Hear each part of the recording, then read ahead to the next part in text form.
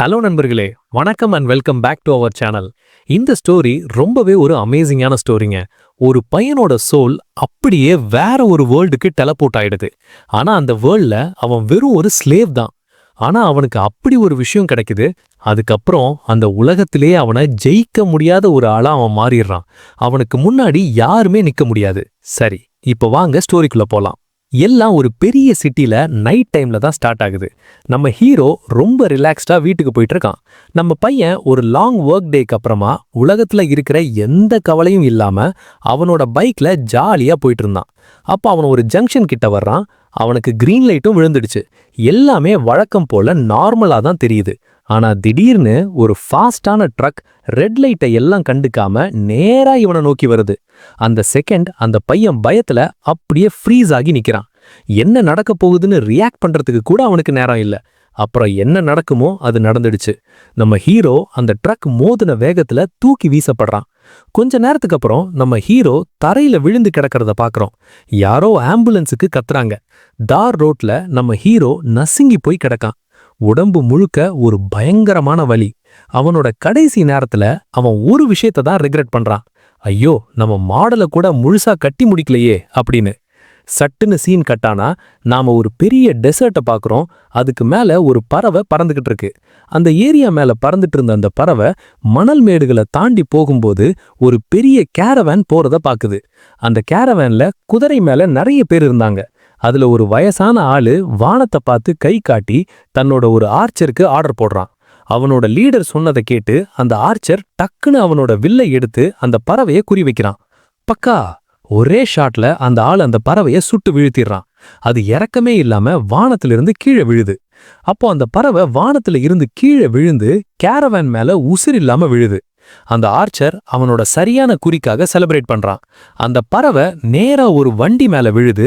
அந்த வண்டி உண்மையில ஒரு மரக்கூண்டு. யாரோ அந்த கூண்டு மேல இருந்து பறவையோட மிச்சத்தை எடுக்க ட்ரை பண்றாங்க. ஆனா அந்த கூண்டுக்குள்ள பறவையோட ரத்தம் சொட்ட ஆரம்பிக்குது. அதுல ஒரு சொட்டு நம்ம புது ஹீரோவோட நெத்தியில விழுது. அவன் கொஞ்சம் ஷாக் ஆகி எழுந்துச்சு பாக்குறான். அப்பதான் அவனுக்கு புரியுது, அவன் ரொம்ப சின்ன ஒரு மரக்கூண்டுக்குள்ள மாட்டிக்கிட்டு இருக்கான்னு. அவன் எழுந்துச்சு உட்கார்றான். அவன் தலை பயங்கரமா வலிக்குது. அப்போ ஒரு சின்ன பொண்ணு, அப்பாடா கடைசியா எழுந்துச்சிட்டீங்களா அப்படின்னு கேக்குது. அவன் ரொம்ப குழப்பத்துல இருக்கான். அந்த பொண்ணு யாரு, இங்க என்ன நடக்குதுன்னு அவனுக்கு ஒண்ணுமே புரியல. தலைய புடிச்சிட்டு உட்கார்ந்துட்டு இருக்கும்போது அவனுக்கு சம்பந்தமே இல்லாத விசித்திரமான மெமரிஸ் எல்லாம் அவன் மனசு கூட வெள்ளம் மாதிரி வருது. இமேஜின் பண்ணி பாருங்க, இந்த மெமரிஸ் எல்லாம் இவன் இப்ப இருக்கானே இந்த பாடி, இதோட நிஜமான ஓனரோடது. அவன் ஒரு பெரிய பணக்கார வீட்டு பையன். அவனுக்கு பிடிக்காத ஒரு கல்யாணத்துல இருந்து தப்பிச்சு ஓடி வந்திருக்கான். எல்லாத்தையும் ஒன்னு சேர்த்து பார்த்த நம்ம ஹீரோ அடங்கொக்கமாக்கா, என்னடா இது, நாம இப்படி ஒரு சிக்கல்ல மாட்டிக்கிட்டோன்னு ஷாக் ஆகி போயிடுறான். அவன் எழுந்ததும் விசித்திரமா ரியாக்ட் பண்றத பார்த்து அந்த சின்ன பொண்ணு பதட்டப்பட்டு, நீங்க சரியா இருக்கீங்களா அப்படின்னு கேக்குது. அவன், நான் ஓகே தான், ஆனா என்ன பெனஃபேக்டர்னெல்லாம் கூப்பிடாத, நான் உன்னை காப்பாத்தல அப்படின்னு சொல்றான். அப்புறம் நம்ம ஹீரோ தன்னை கின்லி அப்படின்னு அறிமுகப்படுத்திக்கிறான். அந்த சின்ன பொண்ணோட பேரை கேட்கிறான். அந்த குட்டி பொண்ணு, எங்க தாத்தா என்ன லிட்டில் கிராஸ்னு தான் கூப்பிடுவாரு அப்படின்னு சொல்லுது. கின்லி, உன் தாத்தாவும் நம்ம கூட இந்த வண்டியில மாட்டிட்டு இருக்காரா அப்படின்னு கேட்கிறான். ஆனா அவ சோகமான முகத்தோட, இல்ல, நான் தப்பிக்கிறதுக்காக அவர் தன்னைத்தானே தியாகம் பண்ணிட்டாரு அப்படின்னு சொல்றா. அப்போதான் நம்ம ஹீரோ பாக்குறான், அந்த கூண்டுக்குள்ள பொம்பளைங்களும் குழந்தைங்களும் மட்டும்தான் கைதிகள் மாதிரி அடைச்சப்பட்டிருக்குன்னு. அவன் அந்த கார்ட்ஸை பாக்குறான். அவங்க ப்ரொஃபஷனல் சோல்ஜர்ஸ் மாதிரி இருக்காங்க. அவங்க முன்னாடி தன்னால ஒன்னும் பண்ண முடியாதுன்னு முடிவு பண்றான். திடீர்னு ஒரு சின்ன பையன் அவனோட அக்கா கிட்ட ஓடி போய் கதறி அழ ஆரம்பிக்கிறான். அவன் அவளை எழுப்ப எவ்வளவோ ட்ரை பண்றான். ஆனா அந்த பொண்ணு ஏற்கனவே தரையில உசிர் இல்லாம கிடக்கா. கோவத்துல அந்த பையன் வெளியே நிக்கிற சோல்ஜர்ஸை கண்டபடி திட்ட ஆரம்பிக்கிறான். அவன் அந்த கூண்டு கம்பியை பிடிச்சுக்கிட்டு, ஒரு நாள் நான் உங்க எல்லாரையும் உடப்பண்டா அப்படின்னு கத்தி சத்தியம் பண்றான். இதை கேட்ட ஒரு கார்டு ஒரு நாஸ்டி சிரிப்போட அந்த பையனை அமைதிப்படுத்த தன்னோட சாட்டையே எடுக்கிறான். ஒரு துளி கூட யோசிக்காம அவன் அந்த பையன் மேல சாட்டையால ஓங்கி அடிக்கிறான். அந்த சோல்ஜர் மறுபடியும் பையனை மிரட்டி, இன்னொரு தடவை சத்தம் போட்டா இதுக்கு மேல நடக்கும் அப்படின்னு சொல்றான். தரையில விழுந்து பயந்து போன அந்த பையன் சுத்தமான கோவத்துல தன்னோட கையை இறுக்க மூடிக்கிறான். இதனிடையில நம்ம ஹீரோவும் மத்த கைதிகளும் உதவி செய்ய முடியாம பார்த்துட்டு மட்டும்தான் இருக்காங்க. இந்த கொடூரமான காட்சியை பார்த்த நம்ம கின்லிக்கு புரியுது, அவன் ஒரு குழப்பமான போர் நடக்கிற உலகத்துல மறுபிறவி எடுத்திருக்கான்னு. நம்ம ஹீரோ நினைக்கிறான், குட் நியூஸ் என்னன்னா நான் மறுபிறவி எடுத்திருக்கேன், பேட் நியூஸ் என்னன்னா நான் ஒரு பயங்கரமான உலகத்துல இருக்கேன். அப்படின்னு. ஆனா திடீர்னு அவனோட மனசோட ஏதோ ஒரு மூலையில இருந்து ஒரு விசித்திரமான வாய்ஸ் வருது. அவன் என்னடா இது அப்படின்னு யோசிக்கிறான். அவன் கண்ணை மூடி கான்சென்ட்ரேட் பண்ணி அந்த மிஸ்டீரியஸ் வாய்ஸ் எங்கே இருந்து வருதுன்னு புரிஞ்சுக்க ட்ரை பண்றான். அவனோட மென்டல் வேர்ல்டுக்குள்ள போறான். அங்க ஒரு கச்சா சிஸ்டமை பார்க்கறான். அதுல டெய்லி 10 ஃப்ரீ ஸ்பின்ஸ் கிடைக்கும். சோக்கான விஷயம் இல்ல. நம்ம கின்லி யோசிக்கிறான், ஒருவேளை நம்ம ஸ்பெஷல் பவர் இந்த லக் பேஸ்ட் சிஸ்டம் தானா அப்படின்னு. அப்போ அவனுக்கு முன்னாடி ஒரு ஸ்கிரீன் வருது. அதுல உன்னோட 10 டெய்லி ஸ்பின்ஸை யூஸ் பண்ணணுமா அப்படின்னு கேக்குது. நம்ம பையன் உடனே சரின்னு சொல்லிட்டு பட்டனை அமுக்கி என்னென்ன நல்ல ஐட்டம்ஸ் கிடைக்குதுன்னு பார்க்கறான். உடனே 10 கார்ட்ஸ் அவனை சுத்தி ஒரு பெரிய ஒளி சூறாவளியில சுத்த ஆரம்பிக்குது. கொஞ்ச நேரத்துல நம்ம ஹீரோ முன்னாடி 10 பளபளப்பான கார்ட்ஸ் வருது. ஆனா அவனுக்கு கிடைச்சது என்ன தெரியுமா? கருகி போன சோறு, தண்ணி, இந்த மாதிரி மட்டமான ஐட்டம்ஸ் தான்.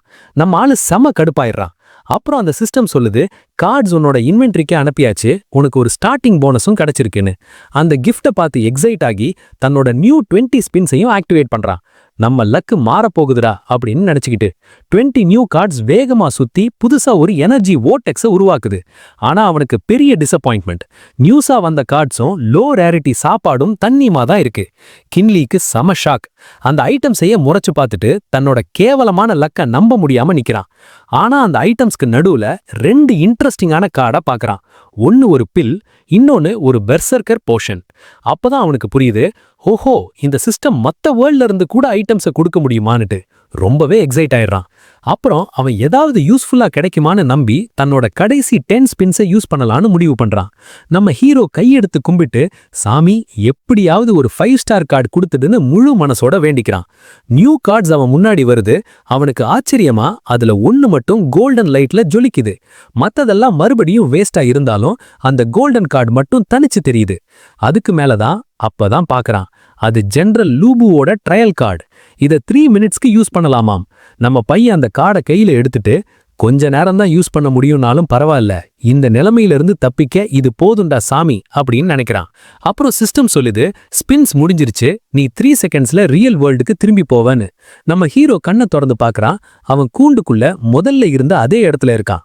அப்போதான் அவனுக்கு புரியுது, அவன் அந்த மென்டல் ஸ்பேஸ்ல இருந்தப்போ ரியல் வேர்ல்டுல டைம் கொஞ்சம் கூட நகரலன்னு. இதுல இருந்து அவன் ஒரு கன்க்ளூஷனுக்கு வர்றான். அவன் கச்சா ஸ்பேஸ்க்குள்ள போகும்போதெல்லாம் வெளியே இருக்கிற டைம் ஃப்ரீஸ் ஆயிடும்னு. அப்புறம் அவன் டைம் இன்வென்ட்ரி மேல ஃபோக்கஸ் பண்ணி இது வரைக்கும் கிடைச்ச எல்லா ஐட்டம்ஸையும் பார்க்கறான்.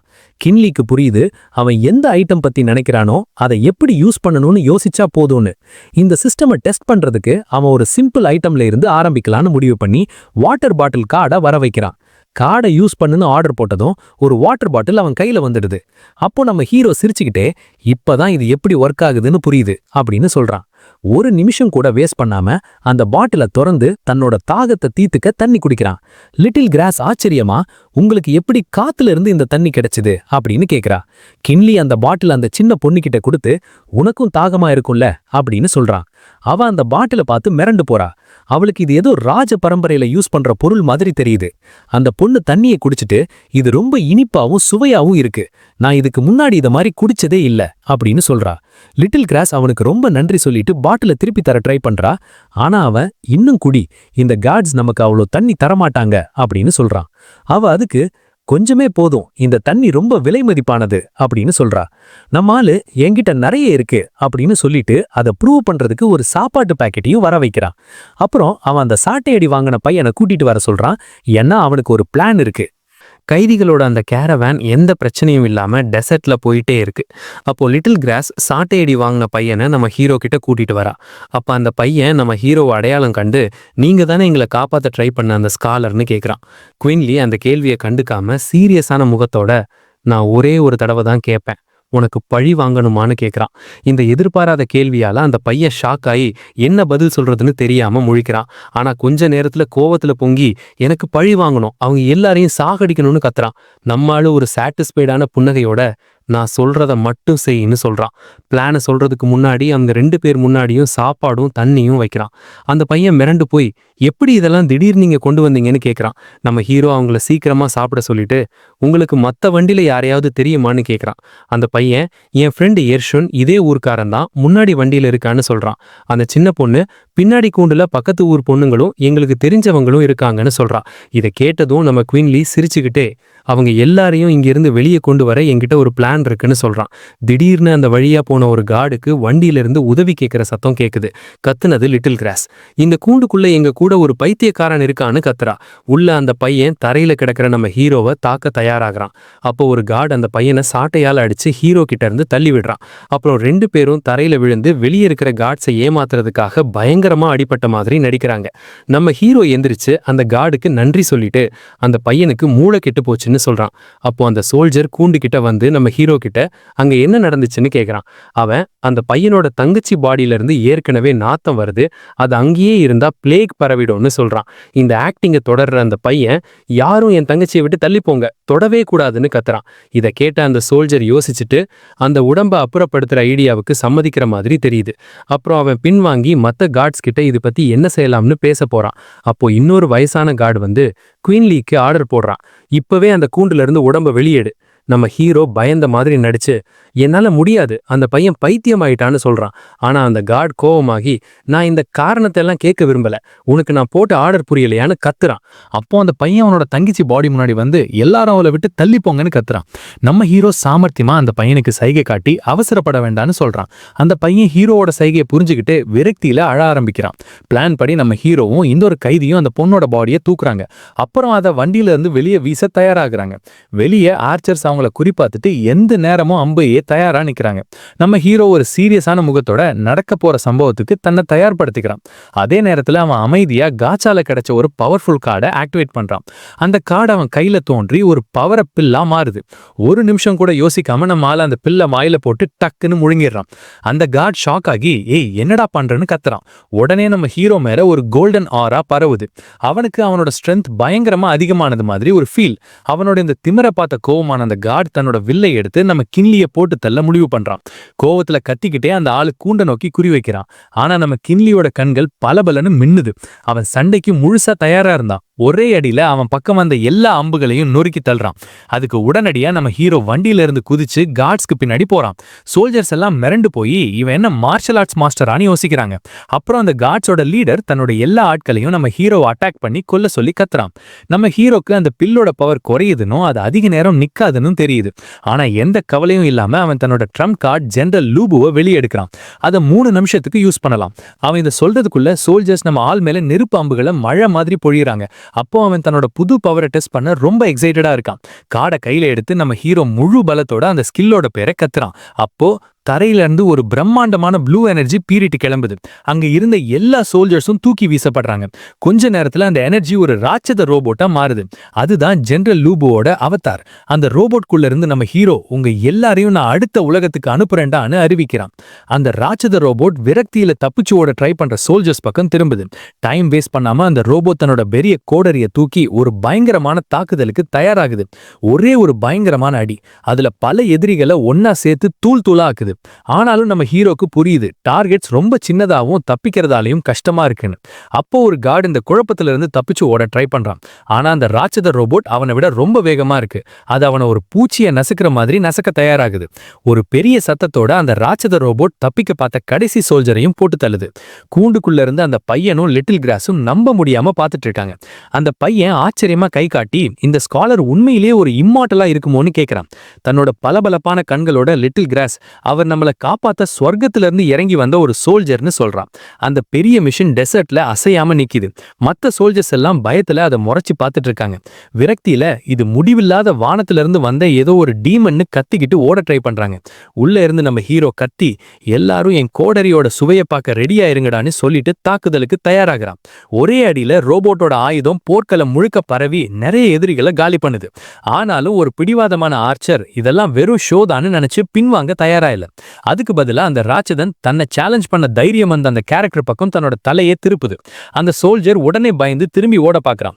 ஆனா நம்ம ஹீரோ புத்தா ஸ்பாம்னு ஒரு ஸ்கில்லை யூஸ் பண்ணி அந்த ஆளை நசுக்க தயாராங்கிறான்.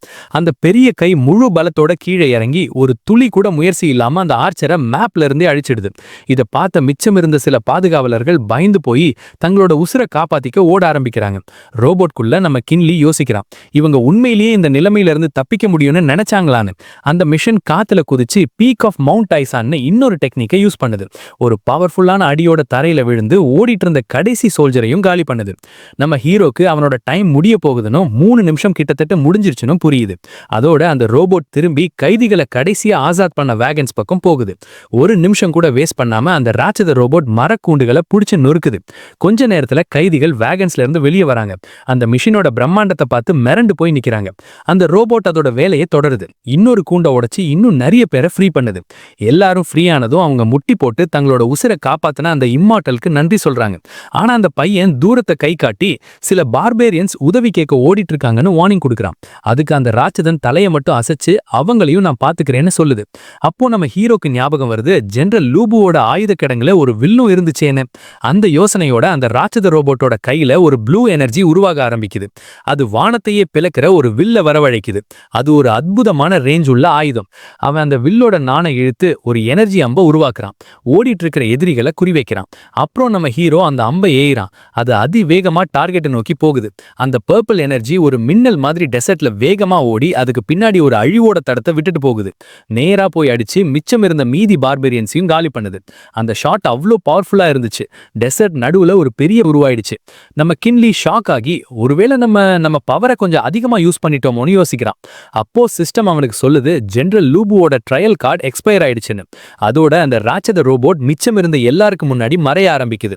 அப்போ கின்லி நம்ப முடியாம ஜெயிக்கவே முடியாத ஒரு ஆளா இருந்த ஃபீல் செம சாட்டிஸ்ஃபைங்கா இருந்துச்சுன்னு சொல்றான். கொஞ்ச நேரத்துக்கு அப்புறம் அந்த சின்ன பொண்ணும் பையனும் அவனை நோக்கி ஓடி வராங்க. அவ கட்டிப்பிடிக்க அவனோட கைக்குள்ள தாவுறான். அந்த பையன் சொல்றான், நம்ம ஹீரோ கண்டிப்பா நம்மளை காப்பாத்த ஸ்வர்க்கத்துல இருந்து இறங்கி வந்த ஒரு கடவுளா தான் இருக்கணும்னு. அப்புறம் அவன் முட்டி போட்டு தன்னோட தங்கச்சிக்காக பழி வாங்கினதுக்கு ஹீரோக்கு நன்றி சொல்லிட்டு தன்னோட உசிரையே பணையம் வைக்கிறான். எல்லாரும் முட்டி போட்டு தங்களோட உசிரை காப்பாத்தின அந்த இம்மார்டலுக்கு நன்றி சொல்றாங்க. ஆனா நம்ம ஹீரோ இப்போ இதெல்லாம் பண்றதுக்கு நேரம் இல்ல, இந்த சத்தத்தால நிறைய ஸ்கவுட்ஸ் இங்க வர வாய்ப்பு இருக்குன்னு சொல்றாரு. அதனால எல்லாரும் முதல்ல இங்க இருந்து கிளம்ப சொல்லிட்டு மிச்சம் இருந்த அந்த கூட்டம் முன்னாடி நகர ஆரம்பிக்குது. நம்ம ஹீரோக்கு புரியுது, இங்க 40க்கும் மேற்பட்ட ஆட்கள் இருக்காங்க, அவரோட சாப்பாடு எல்லாருக்கும் பத்தாதுன்னு. அப்புறம் நம்ம ஹீரோ எல்லாரையும் தனித்தனியா பிரிஞ்சு தெற்கு பக்கம் ஓட சொல்றாரு. அப்பதான் மாட்டிக்க மாட்டோன்னு. ஆனா லிட்டில் கிராஸ் கேக்குறா, நீங்க வானத்துல உங்களோட உலகத்துக்கு திரும்பி போறீங்களான்னு.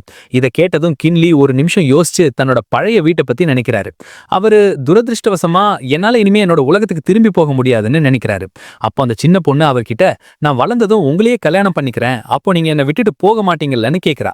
ஹீரோ சிரிச்சுட்டு, நீ உன் வயசனோட ரொம்ப பெருசா பேசுறேன்னு சொல்றாரு.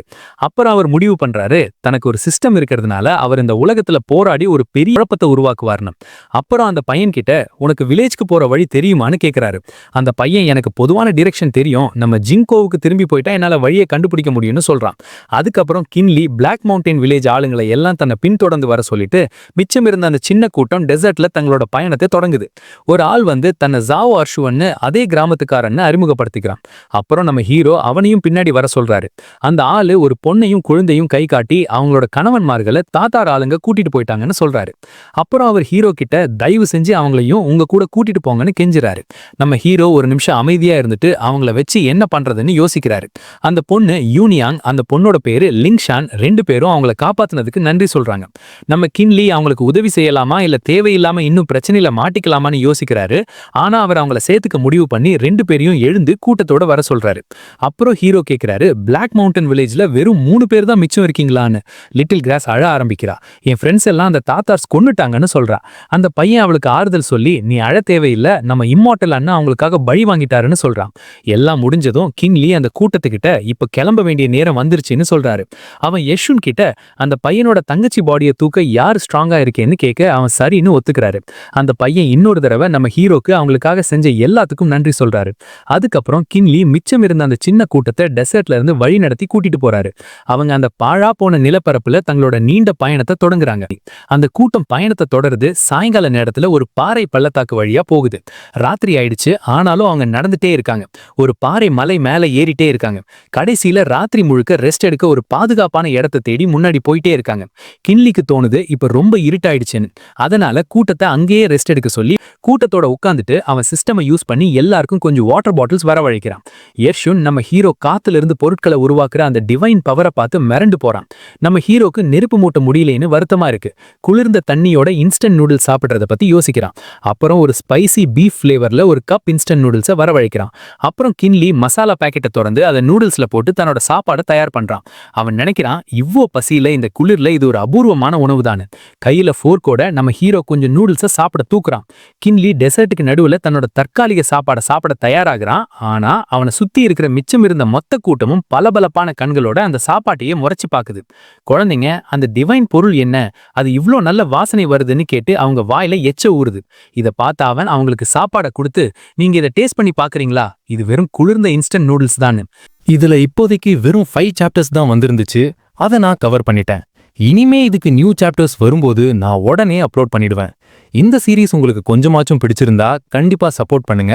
இந்த வீடியோ பிடிச்சிருந்தா மறக்காம லைக் பண்ணுங்க, ஷேர் பண்ணுங்க அண்ட் ஹைப் பண்ணுங்க. இதே மாதிரி வீடியோஸ் பார்க்க நம்ம சேனலுக்கு சப்ஸ்கிரைப் பண்ணிக்கோங்க. அடுத்த வீடியோல பார்க்குறேன். Bye bye.